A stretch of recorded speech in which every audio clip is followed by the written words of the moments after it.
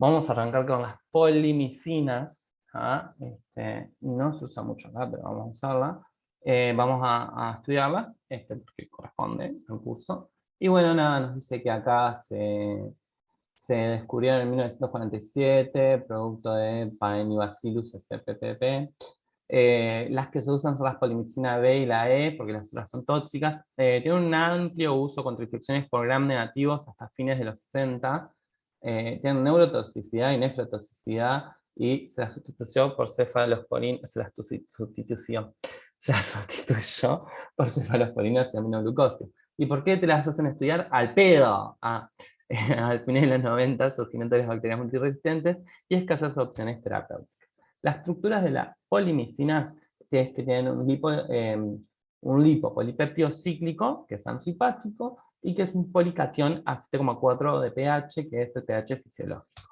¿No? Vemos que, como te decía hoy, dentro de la estructura, las B y la E son las únicas que pueden usarse. El uso clínico de la B es sulfato de polimicina B, y el uso clínico de la E, o colistina, es una prodroga, ¿viste? Es otro drogadicto más, que inactiva colistina ay, pero qué chingados. Ahí va. Metanosulfonato o colistimeato sódico. Esto jamás en la vida lo vas a ver. ¿Cuáles son los mecanismos de acción? Principalmente lo que hacen es una lisis de la membrana, de la membrana, sí, de las bacterias gram negativas, sobre todo los lipopolisacáridos. Entonces lo que se hace es eso, se destruye la membrana bacteriana, y bueno, y en consecuencia eso hace que haya una fusión de membranas, que se inactiven toxinas, que haya una lisis bacteriana, de un montón de cosas, pero el principal mecanismo de acción básicamente es que se destruya la membrana bacteriana.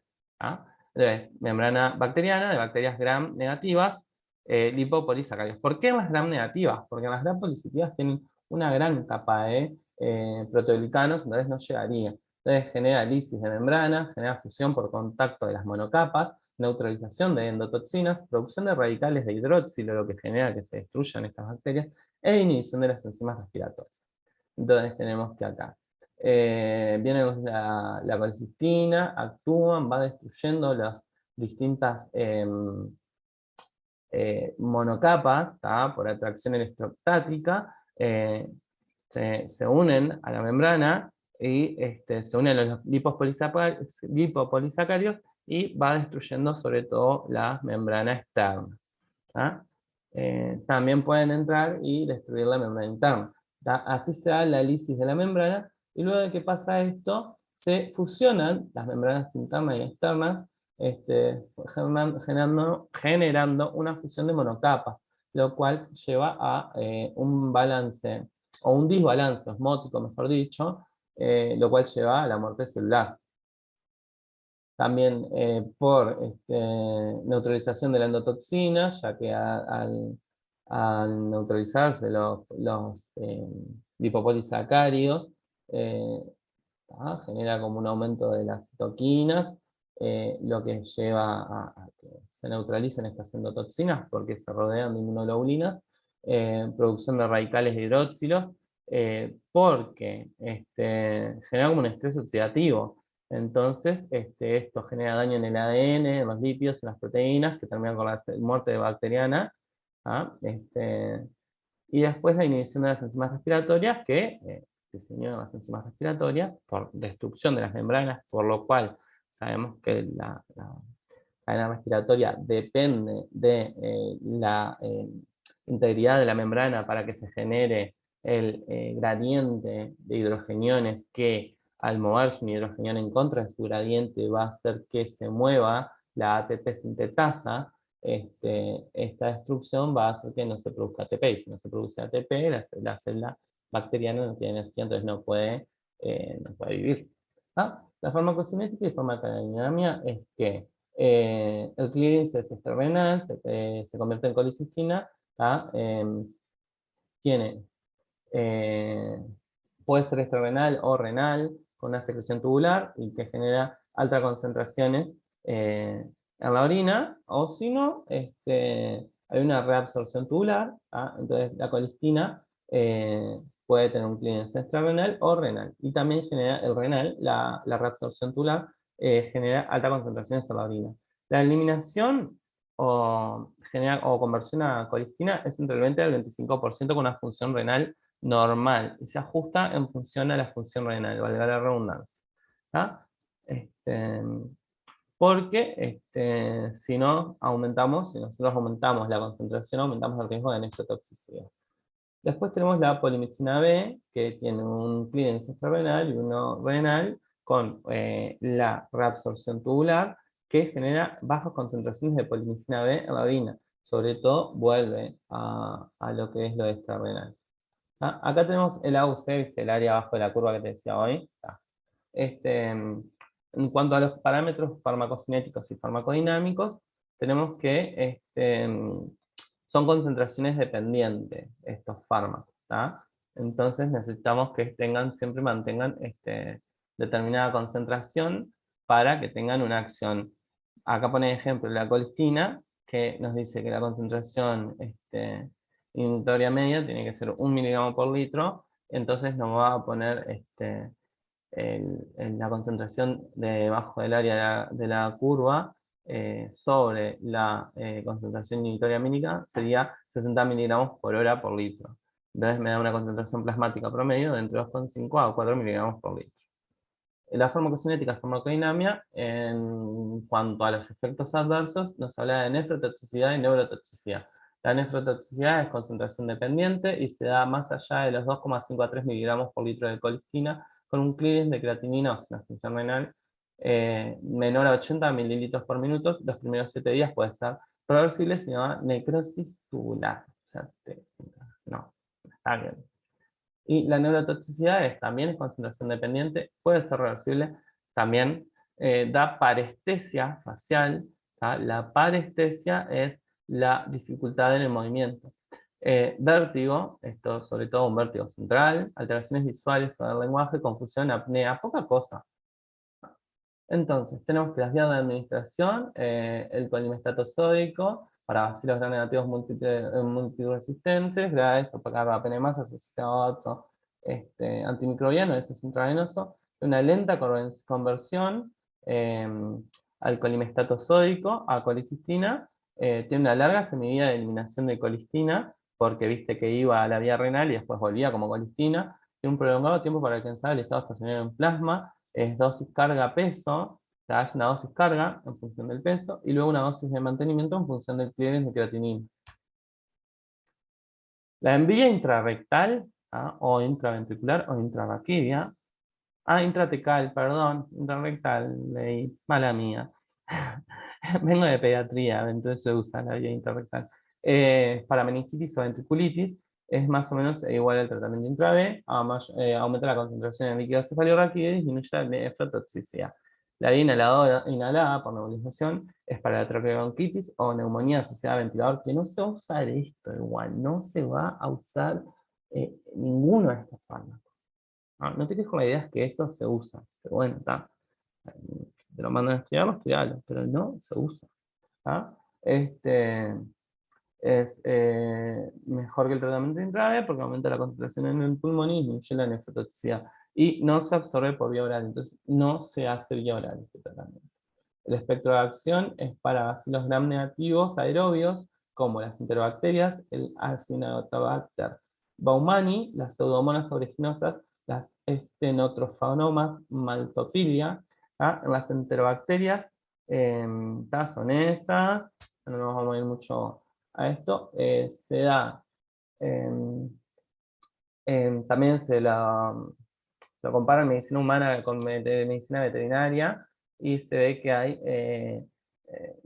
se tratan en bacilos gram negativos resistentes a múltiples antibióticos, como los que vimos recién, que son resistentes a carbapenems, y en la ganadería se usa para el tratamiento de infecciones gastrointestinales como promotor de crecimiento. Pero, como vimos esta cadena de que esto generaba cepas resistentes que generan estos antimicrobianos que usamos, que generan serotipos resistentes de bacterias que luego no pueden ser tratadas y que tenemos que, o que son ingeridos en los alimentos y nos generan infecciones por organismos multiresistentes. La resistencia de las polimicinas natural es propia de un grupo irreversible y no variable, y es la ausencia de lipopolisacárido o lipopolisacárido modificado en bacilos gram negativos, entre bacterias, cocos gram negativos y bacterias gram positivas como anaerobias. ¿Ah? Tenemos que hay una cromosómica que no es transferible, ¿ah? Y una plasmídica que es transferible. Y esto es lo que yo te decía hoy, capaz que no te queda muy claro lo que era el plásmido y la transmisión horizontal. Es esto: el plásmido es un pedacito de ADN redondo que está en una de las bacterias, se forma el...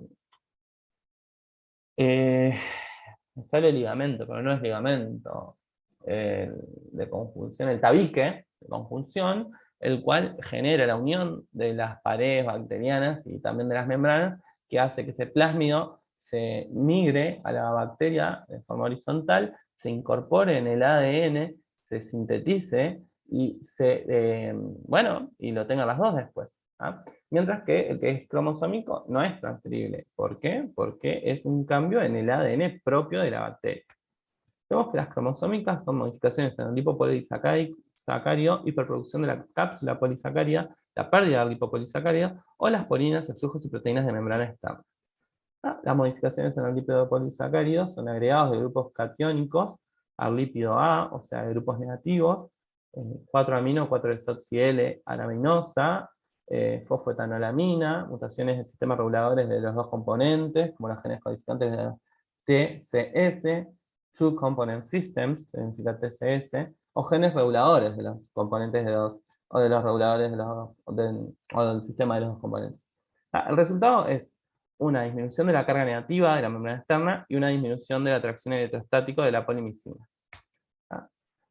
Después tenemos la adquirida, dentro de las adquiridas la cromosómica, como veníamos viendo acá, la hiperproducción de la cápsula polisacárida, que es una barrera física con carga negativa, que genera una interacción con el antibiótico, la pérdida del lipopolisacárido por mutaciones de genes codificantes de proteínas vinculadas a la síntesis del lipopolisacárido, si es poco frecuente esto, y las polinas, flujos y proteínas de membrana externa, que lo que cambian es la permeabilidad de membrana, que es por hiperexpresión de proteínas de membrana externa, por ejemplo, aumento de las OPRH, disminución de la carga negativa neta, hiperexpresión de bombas de flujo, lo que sacaría más rápido el antibiótico, y disminución de la expresión de las porinas por la OPRD, en este caso, que es de la misma familia de las proteínas de membrana externa. Nada, esto, algunos ejemplos de mecanismos no transferibles descritos en Klebsiella pneumoniae, nada, esto, chao, las vimos, olvídalo.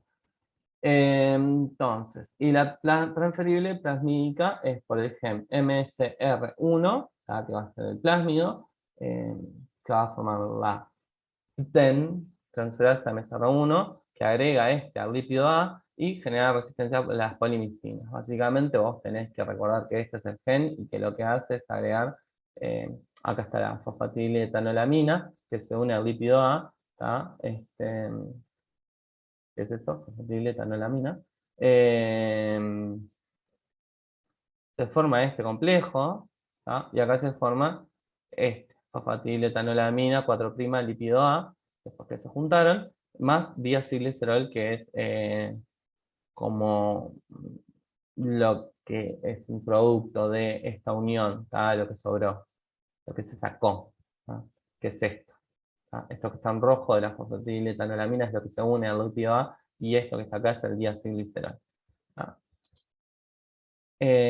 Lo que hace esto es generar resistencia a la colinesterasa, porque esa fosfatidiletoanolamina 4' lípido A funciona como una barrera para la unión a la colecisteína.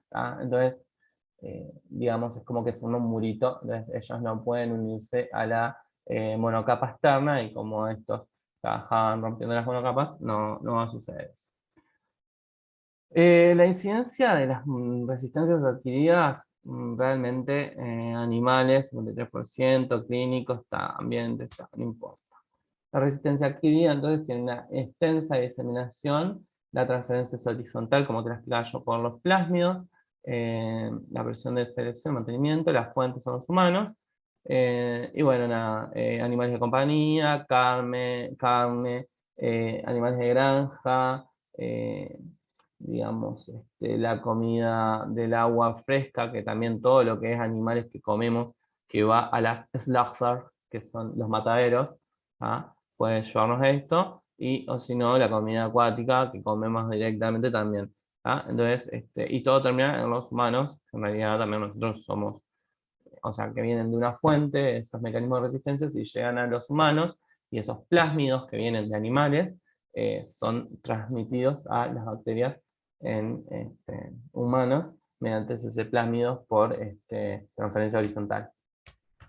Oh, no, qué gracias, boludo. Tendrían que putearme por esta clase. Fue insufrible. Por favor.